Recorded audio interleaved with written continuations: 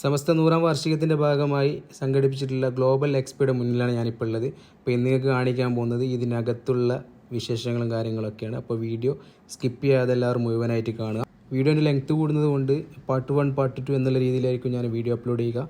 കുനിയ group of ഇൻസ്റ്റിറ്റ്യൂഷൻ്റെ കീഴിൽ പുതുതായി വന്നിട്ടുള്ള കോളേജിൻ്റെ സ്ട്രക്ചറാണ് ഇവിടെ അവർ കാണിക്കുന്നത്.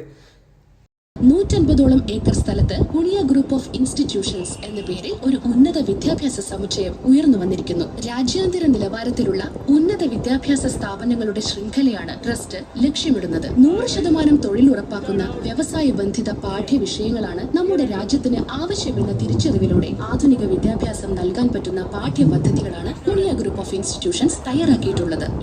ഷെയ്ഖുന സയ്യിദ് വരക്കൽ മുല്ലക്കോയ തങ്ങളുടെ ഫോട്ടോയും അതിന് തൊട്ട് തന്നെ സമസ്ത 1-ാം സമ്മേളനത്തിന് തങ്ങൾ പങ്കെടുത്തിട്ടുള്ള ഒരു നോട്ടീസുമാണ് ഇവിടെ കൊടുത്തിട്ടുള്ളത്.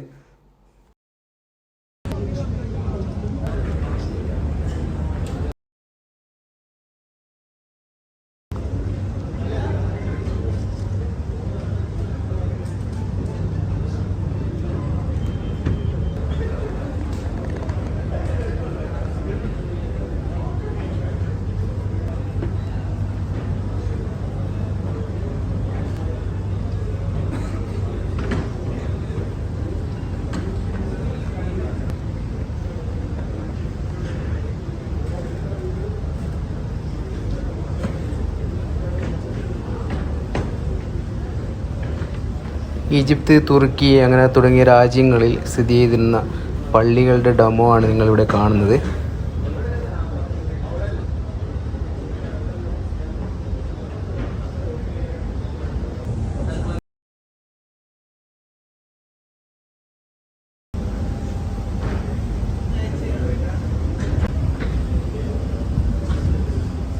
ഇത് നമ്മളുടെ നാട്ടിലും ഒരുപാട് സുപരിചിതമായിട്ട് ഉണ്ടായിരുന്നൊരു സാധനമായിരുന്നു.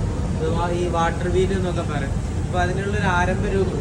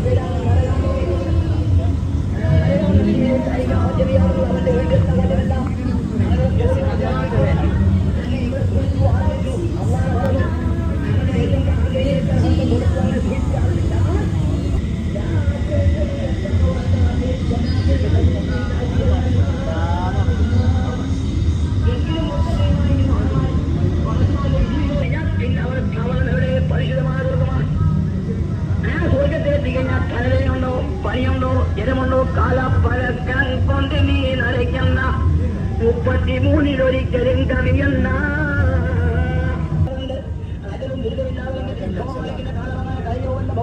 മഹാനായിക്കുന്ന ഇസ്ലാം അദ്ദേഹം ഈ ശരീരത്തിന് പറയുന്ന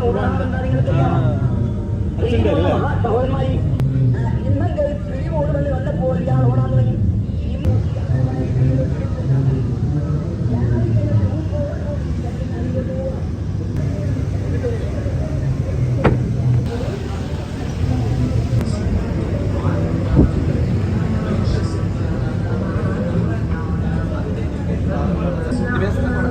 ഇക്ര എന്നുള്ള വഹിയാണ് ഫസ്റ്റ് വഹിയാണ് ലഭിക്കുന്നത്. ആ പ്രകാശം സ്വീകരിച്ചാണ് പിന്നെ നമ്മൾ എത്ര മുന്നോട്ട് പോയിട്ടോ ആ പ്രകാശത്തിൽ നിന്നുള്ള കിരണങ്ങൾ എന്ന് പറയാം. അങ്ങനെയാണ് നമ്മൾ മുന്നോട്ട് പോകുന്നത്. അതിലൊരു സിംബലൈസേഷൻ ആയിട്ടാണ് നമ്മളിത് ഇവിടെ ഇല്ലുസ്ട്രേറ്റ് ചെയ്തിട്ടുള്ളത്. ഈ നമ്മൾ വഹി സ്വീകരിക്കും. വഹി സ്വീകരിച്ചിട്ട് പിന്നെ അത് സ്വഹാബികളിലേക്ക് കൈമാറുന്ന ഒരു ഘട്ടമാണ്. നമ്മൾ രഹസ്യപ്രബോധത്തിന്റെ സമയത്ത് സ്വഹാബിയുടെ വീട്ടിൽ നിന്ന് ആ ലഭിച്ച നൂറിനെ സ്വഹാബികളിലേക്ക് കൈമാറി കൊടുക്കുന്ന ഒരു സ്ഥലത്താണ്. അപ്പോൾ നമ്മൾ നോക്കുകയാണെങ്കിൽ നമ്മളെ ഉമ്മത്തിലെ ആദ്യത്തെ മതപരമായ ഒരു ഇൻസ്റ്റിറ്റ്യൂഷൻ, മതപരമായ ഒരു വിദ്യാഭ്യാസ സമ്പ്രദായമാണ് ദാറുൽ അർഖം. പിന്നെ എങ്ങനെ നോക്കുകയാണെങ്കിൽ ഇവിടെ ഒരുപാട് യൂണിവേഴ്സിറ്റികളാണ്.